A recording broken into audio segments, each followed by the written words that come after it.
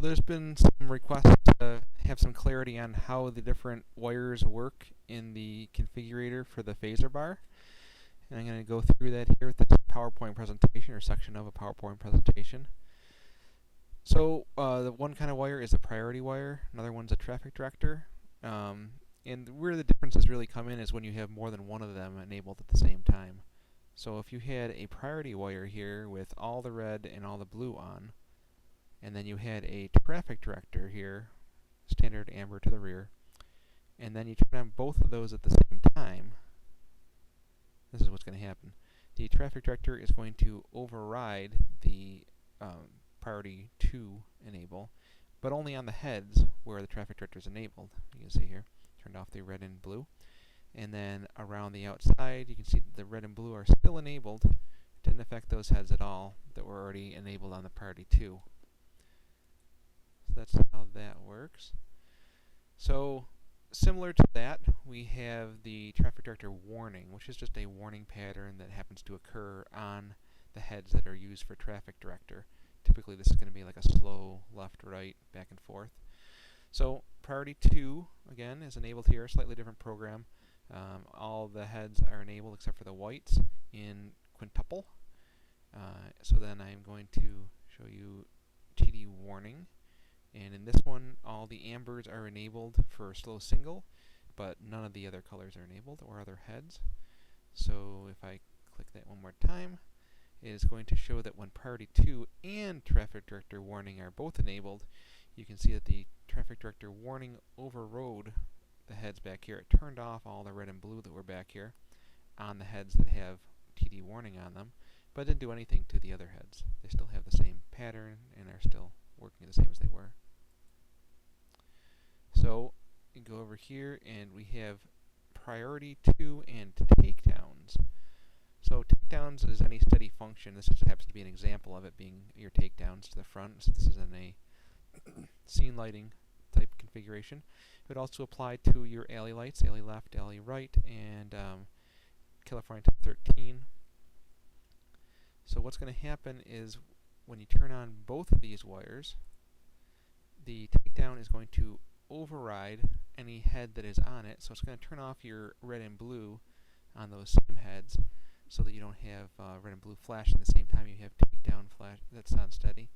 I'm not going to do anything to the other heads in the bar though. They're going to continue to flash or go steady just like they were. In this case they were flashing. So here showing the OR functions.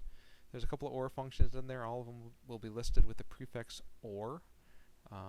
One of the examples is by default is the ICL, intersection clearing lights. So you can see that I have that configured here. So the intersection clearing lights, being the white in the corners here, are enabled in the flicker pattern. And then you can see that priority 2, the other wire we're going to have an example as being on at the same time, is set up for quadruple on all of the red and blue heads.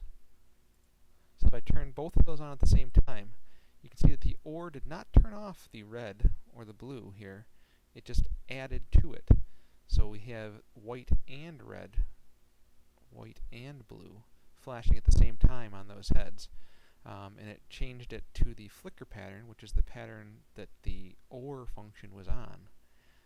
And that's why it's important that you configure the opposite phase, opposite side of the other color of the OR function to have the right phase.